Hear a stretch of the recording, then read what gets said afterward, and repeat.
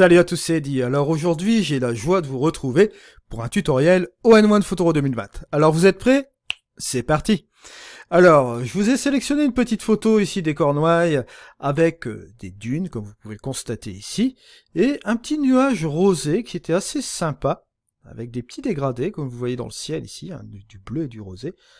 Je disais que c'était vraiment super intéressant, et bon, à la prise de vue, voyant tous ces éléments-là, j'allais prendre un peu un premier plan ici avec les arbres qui sont là, en ramenant avec quelques lignes directrices, parce qu'on peut les ramener en ligne directrice vers le ciel, et ce côté un peu horizontal, avec couleurs un peu, on va dire, avec des couleurs comme ceci assez jolies, comme ça rosé, ça pouvait apporter quelque chose de bien. Alors pour commencer, on va directement sélectionner notre profil de caméra. Moi je vais aller prendre l'Astia, c'est celui-ci que j'ai utilisé à la prise de vue. Ici, bien évidemment, je ne reviendrai pas sur les corrections d'objectifs, elles se font automatiquement dans ON1 Photoro 2020. On retourne dans le ton et couleurs, et là, on va s'amuser à utiliser l'intelligence artificielle, juste comme ceci, hop, et voilà ce que ça nous donne. À première vue, de toute façon, au niveau de l'histogramme, que vous avez constaté, il a quand même fait un bon boulot. Au niveau de la dynamique de l'image, on retrouve quand même pas mal d'éléments, là. On voit qu'il a joué sur les différents curseurs qui sont ici, on peut très bien les modifier si on n'est pas satisfait. Moi, pour ma part, je trouve ça très intéressant, mais ce que je vais faire, avant tout de suite, c'est peut-être jouer sur le curseur de brume, voilà, juste un peu comme ceci, pour que ça ressorte un petit peu plus au niveau des nuages. En jouant sur ce curseur de brume, on voit que ça interagit principalement aussi sur les nuages, super intéressant, et je vais jouer sur la température, je vais un peu réchauffer l'image, d'accord, vers le côté de la couleur jaune, et là, au niveau de la teinte, je vais pas hésiter, parce que vous voyez, on a cette couleur rosée ici, en ajoutant un peu de magenta, ça va accentuer justement un peu cette couleur rosée, et là, je dois dire que, bon, le résultat est assez plaisant. Comme on voit la photo d'avant ici, on voit qu'on a un résultat qui est un petit peu plus ou moins rosé là, donc, en accentuant cette balance des blancs, dans le côté rosé, ça peut être super intéressant. On peut utiliser aussi la pureté. Bon là, si je le mets comme ceci, on va enlever plus ou moins la couleur. Vous voyez que là, c'est pas trop mal. On va trouver un équilibre comme ça. Bon, au niveau des tons clairs, on va le laisser comme ceci. Et pour accentuer justement cette couleur-là, au niveau des ombres, on va peut-être jouer un peu comme ceci. Vous voyez. Bon, voilà. On en arrive sur une base comme ça. Ce que nous allons faire tout de suite, c'est aller dans les effets. On va aller dans l'option ajouter un filtre. Là, ce que je vais faire en priorité, c'est utiliser une courbe. Voilà, courbe pour les contrastes. Je vais mettre mon point ici central au milieu, et on va faire une courbe, on va dire, principale comme ceci. Voilà. Et je vais virer un petit peu le point ici comme ceci, au-dessus, pour dégager un peu le point noir, hein, pour avoir ce résultat-là. Je me dis, ouais, c'est pas trop mal. Ce que je peux faire, c'est qu'avec le point du milieu, regardez, des tours moyens, là, ici, je vais le ramener un petit peu plus vers le bas. Voilà. N'oubliez pas que la courbe, c'est un point de contrôle, vous pouvez faire tout et n'importe quoi. C'est-à-dire, vous pouvez modifier le point d'entrée vers un point de sortie. Et vous allez voir qu'avec la courbe aujourd'hui, je vais m'amuser à faire pas mal de choses. Comme vous le voyez ici, on a interagi sur un ton moyen, en bloquant ici deux extrémités qui sont là, et comme ça, une courbe, ça va interagir aussi sur d'autres points de l'image qui sont là, ok ? On pourrait très bien aussi reprendre un point ici et modifier encore quelques petits trucs là. Vous voyez, ça va interagir sur cette partie-là. Ce qui est fort intéressant. Là, pareil, au niveau des hautes lumières, vous voyez ici, entre les deux points qui sont là, on va pouvoir interagir sur certaines parties aussi de l'image. Elles seront légères, mais elles seront présentes quand même. Pareil ici, vous voyez, on peut interagir sur une petite partie de l'image. Voilà. Et vous voyez l'état de la courbe. Hein. Là, je me suis vraiment amusé à faire quelque chose. Si on veut regarder le résultat avant la courbe et après la courbe, vous voyez qu'on a apporté quelque chose de complètement différent. Si je joue avec le curseur d'opacité, regardez ce que ça donne, et que j'avance comme ceci, c'est assez hallucinant, vous voyez. On a tendance un petit peu à perdre de luminosité ici, juste en bas. Regardez, ce qu'on peut faire aussi, c'est prendre un point de contrôle ici, jouer un peu sur l'herbe, et là, par exemple, jouer comme ceci. Bien évidemment, il faut toujours faire quand même plus ou moins attention lorsque je joue avec tout ça, pour que ce soit un petit peu cohérent. Regardez la différence avant, après. C'est assez significatif. Vous voyez un petit peu ce qu'on peut faire avec cette courbe. On peut quand même jouer sur certains points d'image. Vous voyez, si je fais le avant, regardez l'histogramme ici, et si je fais le après, boum, c'est complètement modifié. Je vais aller encore plus loin, hein. Bon, parce que sinon c'est pas marrant. Rien qu'avec cette courbe, on va s'amuser à développer notre image sur même la colorimétrie. Et vous allez voir que c'est vachement sympa. Ici, si on ramène vers le rouge, bon là ça va devenir couleur Mars, ça va pas, hein. On va aller en sens inverse, on va aller utiliser un peu de cyan comme ça. Vous voyez, là ça dénature un petit peu le reste de l'image. Mais bien évidemment, le dommage là-dedans, c'est qu'on ne trouve plus de couleur ici, rosé comme on l'avait avant. Donc on pourrait aller sur cette section-là, et regardez, là, la couleur rosée, vous allez la retrouver justement au niveau des hautes lumières. Bon, bien sûr, pour que ce soit un petit peu plus cohérent, on va faire ceci. Et là, au niveau des ombres, pareil, pour que ça tienne un peu la route, eh ben, vous le faites aussi également là. Vous voyez, vous contrôlez en fait le niveau de couleur rouge que vous voulez implémenter dans cette image. Juste un peu comme ceci, vous la baissez un petit peu comme ça.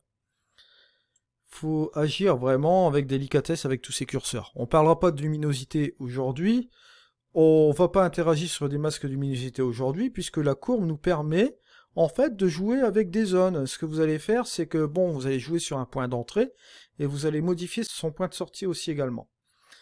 Alors, là, vous allez me dire, ouais, c'est sympa ton truc, on va un peu regarder ce qui se passe entre le avant et le après, sur toutes les modifications qu'on a faites, hein. Vous voyez que c'est super sympa. Bon, bien évidemment, vous avez aussi des presets qui sont là. Vous voyez? Alors, vous pouvez toujours utiliser ces presets, bien sûr, à vous de voir ce que ça donne, mais moi, je préfère encore jouer manuellement avec nos autres courbes de couleurs. On va utiliser le vert ici, soit ajouter du vert, ou soit, bien évidemment, ici, ça va être du magenta. Bon. Là, pareil, je vais mettre un point de contrôle ici au milieu, et là, je vais m'amuser un peu à jouer sur cette couleur-là. Ajouter peut-être un petit peu de vert ici. Et là, regardez ce qui se passe dans l'histogramme. Vous voyez là? On peut s'amuser encore avec la couleur, vous voyez, à faire une petite cassure. Soit rajouter un peu de magenta, ou bien un peu de vert comme ça. Juste un petit peu comme ceci. Je ne le rappellerai jamais assez. Jamais assez. Là, je coince un petit peu le tuto ici. N'oubliez pas que l'histogramme, c'est le reflet de votre image. Si vous ne comprenez pas l'histogramme, ça ne sert à rien de continuer. Voilà. Ça, c'est le truc que je vais toujours insister dans les post-productions, etc. L'histogramme, c'est quand même la clé de voûte pour la réussite de votre photo. Bon, bien évidemment, après, on peut partir sur des trucs barrés au niveau créatif, etc. Je vous avais déjà dit auparavant que vous faites un développement traditionnel en vous fiant d'histogramme. Après, vous cachez votre histogramme, vous partez dans le créatif. Bon, ça, c'est après avec l'expérience. Vous avez le feeling, etc. Mais lorsque vous débutez, surtout, l'histogramme sera votre ami.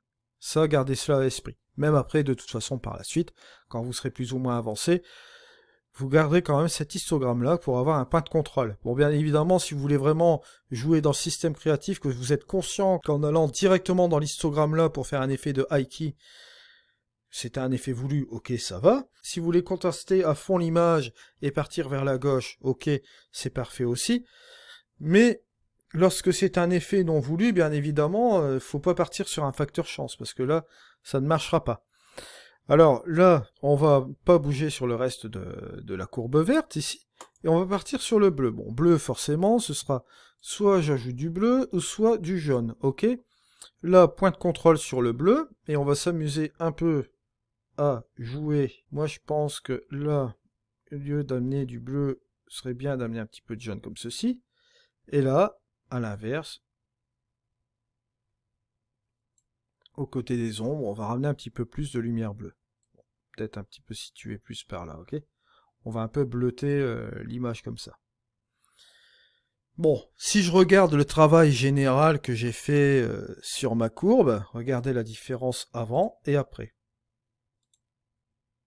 Vous voyez? Ça nous a permis quand même, avec cette courbe-là, de revenir sur cette teinte qu'on a amenée complètement ici. Bon, moi, à l'origine, au début, j'aimais bien, quand on a fait le développement tout à l'heure, j'ai joué avec la balance des blancs, pour accentuer un petit peu plus cette teinte ici rosée, ok? Cette teinte magenta sur l'ensemble de l'image, mais notamment ici. Et après, avec la courbe, vous voyez, hop, j'ai ramené une petite différence ici. J'ai fait quelque chose d'un petit peu plus nuancé. D'ailleurs, vous le voyez là, hein, on rattrape un peu ces couleurs qui sont comme ceci. Et si je fais la différence entre mon image de départ, qui est comme ceci, et le après qui est là, vous voyez qu'on obtient quelque chose d'assez cohérent. D'accord? Là, ici, on pourrait rajouter encore du Dungeon Burn dans ce petit côté du terrain qui est ici. On va pas se gêner pour le faire. Et là, on va aller sur les ajustements locaux. Voilà. On va directement sur un ajustement local. Et là, c'est sans plus dire qu'on va aller dans les plus... On va aller directement soit dans le Lighten ou le Darken. Ok? C'est-à-dire, on va éclaircir ou on va assombrir. Bon, là, la traduction allégé, c'est pas ça, hein, c'est parce que light, il y a deux sens, allégé, il y a lumière aussi également. Là, c'est pour forcément mettre plus de lumière, donc on va dire éclaircir. Voilà. Donc, à vous de choisir la taille de votre pinceau, bien sûr. Et là, on va un peu assombrir sur certains endroits. Et moi, pour ma part, ici, ce que vous pouvez remarquer ici, je vais assombrir quand même les alentours de cette photo. Alors, pour assombrir les alentours de cette photo, ben là, je vais partir sur le côté.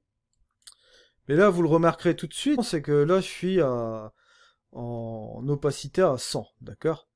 Donc ça va pas. Donc, je vais effacer, hop, et revenir en arrière. Ce masque, pareil, je vais le réinitialiser. Alors, on revient un petit peu en arrière. Je vais me remettre encore en Darken. Et là, cette fois-ci, l'opacité, je vais pas oublier de la mettre, par exemple, à 5. Voilà. 5 ou 6. Voilà. Alors là, on va jouer là-dessus.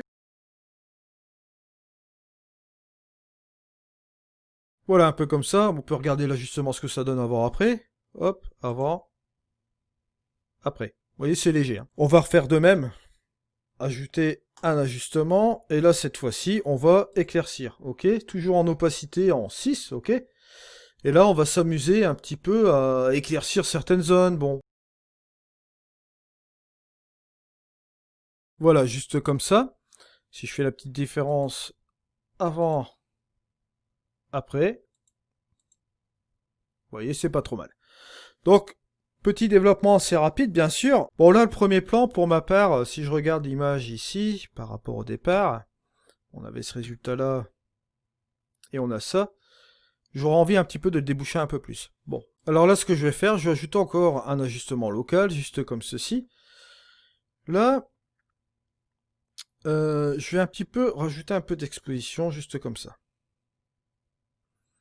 Là, vous vous rendez compte qu'il n'y a rien qui se produit. Pourquoi? Parce qu'on est simplement sur un calque noir. Si je vais dans le calque, il suffit de l'inverser, et là, hop, vous allez voir qu'on joue sur l'exposition générale comme je l'ai fait là. Bon, là, bien évidemment, c'est trop fort. Je vais un peu interagir un petit peu plus comme ceci. De manière, on va dire, plus ou moins légère. Voilà, là, comme ceci. Je voudrais implémenter la luminosité uniquement ici et pas sur le ciel. Alors là, cette fois-ci, on va faire un petit lumen. Voilà. Un masque de luminosité, hein, pour ceux qui se souviennent un peu. Un masque de luminosité. On va regarder un petit peu le masque, comment ça se situe. Et là, pour ce faire, on va inverser le masque pour un peu jouer plus sur les ombres. Bon, on va jouer avec les niveaux.